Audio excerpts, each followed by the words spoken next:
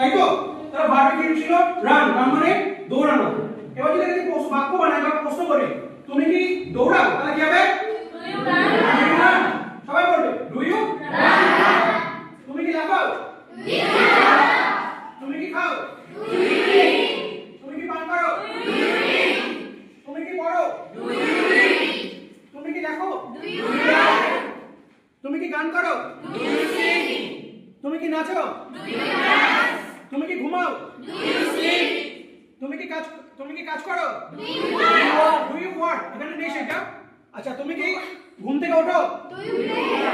Do you wake বা wake up আমরা বলতে পারি, ঠিক আছে?